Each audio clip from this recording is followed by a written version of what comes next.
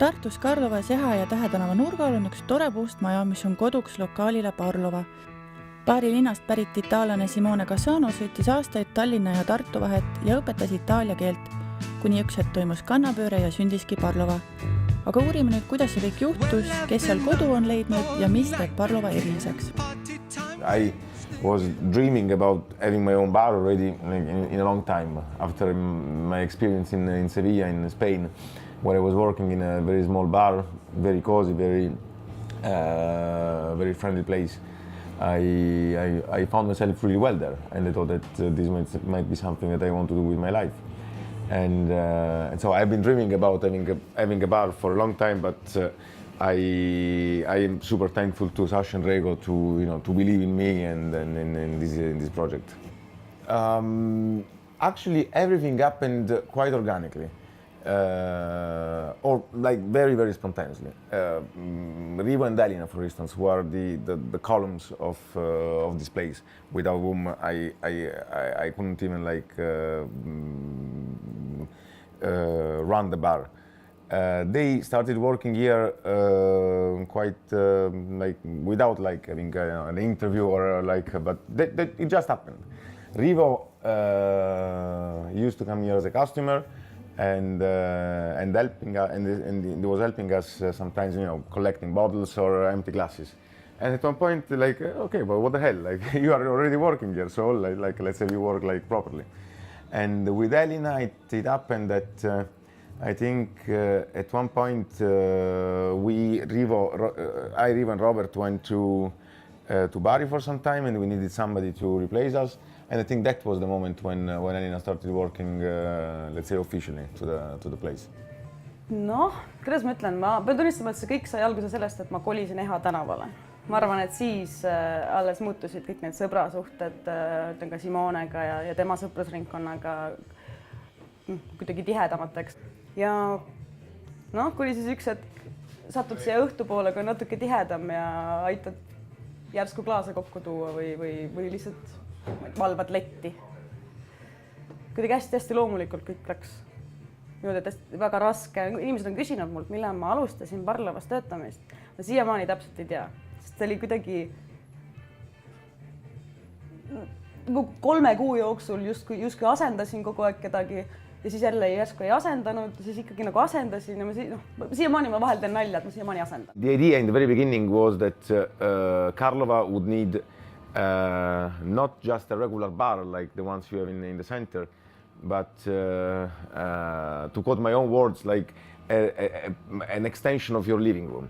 In Karlova there are many apartments where students live, because there is the art school and because Tartu is a student city. And I really liked from the very beginning, when I moved to Tartu, this tradition, let's say, to spend Fridays, Saturdays not going out, but in the kitchen of your friends, around the stove, having cigarettes, drinking, and then just spending the night like that. And in my vision, Parlova would be something exactly like that, like a place where you would go with your friends and not feel like you are not even in where you wouldn't have the feeling that you are going to bring your money to an establishment, but where you're just meeting your friends. Of course, money is involved because otherwise the business wouldn't exist. Kuidas sa kirjeldaksid seda kohta kellelegi, kes siin kunagi käinud ei ole? Ohoh! Põhiline märksõna on vist ikka elutuba ja see, et see on üks väheseid kohti, kuhu mina algusest peale tahtsin ja julgesin tulla üksi. Ja ma olen seda märganud teiste inimeste puhul ka, et mulle tundub, et see on hästi selline, et kui sa juba nädala jooksul oled paar korda siia sattunud, siis juba mäletatakse. She wanted to speak. So I'm here because I like this place. That's it. What do you think makes Parlova special? It's the next door neighbor, and I like to be in here because it's my home, second home. See kodusoojus on olemas. Ma arvan, et see on see põhiline. Kuidagi võetakse nagu inimest, mitte klienti. iseenesest oma inimesi tuleb järjest juurde ja juurde. Et ta on see kogukonna koht, et kui keegi tuleb uksest sisse, siis suure tõenäosusega teatakse juba ta nime. See on, ma mäletan seda, kuidas Simone hakkas hõikama kõiki neid tuttavate inimeste nimesid, kes sisse tuli hästi paljusti. Talgul nagu ehmud ära ja siis arvad ära, siis avastad, et sa teed ise seda sama üks hetk, kui sa leiad ennast seal teisel pool letti. Et mul on kuidagi see komme mulle külge jäänud. Ja... See on väga tore tunne iga kord, kui sisse tuleb. No, et ma ise tundsin, et mulle see nii väga meeldis, kui ma siin ei töötanud, et see kandus üle siis, kui ma lõpuks sinna letti taha pääses. Igas uues kodus on ju ka vanakoduhõngu, nii et mida Simone baarist siia on toonud? Coffee, first of all. This coffee comes from Bari, the city I come from. And also the food we are offering. I mean, we are in Barlo, we don't have a proper kitchen, but we offer some snacks, and then almost all the food comes from the south. The new place happened again because of Prego, basically, because we had our neighbors where this Jakobi Jalac is the name of the place. There was this shoemaker shop, very old style, very Soviet style, old school. They've been there for how many years? For over 50 years. It was run by two very, very sweet ladies. And at one point, unfortunately, they had to close because they couldn't afford anymore. And then again, there was this empty place. What to do with this empty place? Because it's connected with our storage room. So either we would have some new neighbors whom who we don't know, and maybe we don't want to share the space with them, or we take over. Palun räägi meile natukene sellest, et kuidas sa siia Simone Parlova Jakobi Jalatsi perre sattusid? See on üks huvitav lugu selles mõttes, et minuga võttis ühendust Simone, et küsida nõu, kuidas üldse kööki kokku panna, kööki ehitada. Ma olin nõus, jah, ma võin aidata, väga lahe inimene, Simone. Ja kuna ma elan alati kaasa uutele kohtadele, siis ma ei näe seda põhjust, miks ma ei võiks aidata. Tuttavaks me saime, ma arvan, et sellel hetkel, kui ma töötasin La Dolce Vitas, ta olles itaallane, ta austab Itaalia toitu, mina töötasin Itaalia kohas koos itaallastega. Sealt ma sain oma põhilise kogemuse, heas kui halvas. Kõik on mind edasi arendanud tänu sellele. Nad tegid mulle esimesel nõuande koosolekul mulle ka ütlesi pakkumise. Ma olin üllatunud, heas mõttes. Palusin mõtlemisaega ja kuna ma nii ehk naa mõtlesin eelmisest kohast siis vaikselt lahkumisele, siis see ajastus oli täiesti perfektne. Sina oled ka see, kes selle uuema osaga tegeleb. Räägi meile natukene palun Jakobi Jalatsitest, mis seal toimub.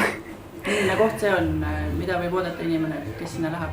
Ma olen mõelnud selle küsimuse peale täiesti ise ka, et mis see identiteedi kohta. Näiteks kui Parlova puhul mulle tundub, on olnud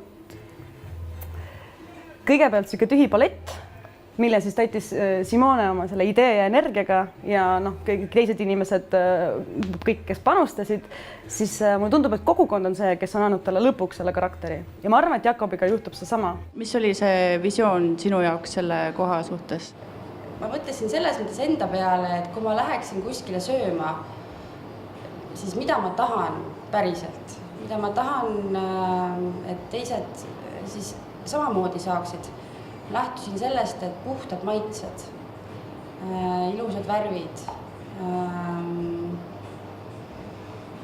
hea lõhn ja siis panna kuidagi see kokku selle atmosfääriga, see oli juba lihtne. Ma arvan, et täpselt need inimesed, kes seal käima hakkavad, lõpuks ikkagi löövad selle iseloomu ja näo ja hakkab tekkima võib-olla see muusika, mis seal parasjagu mängib või see inimene, kes on leti taga, et meil on ju seal uued näod ka, kes on kõik tohutult armsad, ma olen hästi rõõmus, et me need leidsime või et nad on meid leidnud, ma ei tea, kumba pidi see käib, aga pere kasvab.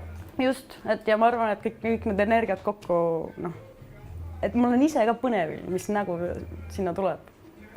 aga eks see on alati selline peegelduse mäng, et kui tuleb klient, siis sa näed temas ju ennast ja siis te hakkate vastastikku üksteist looma.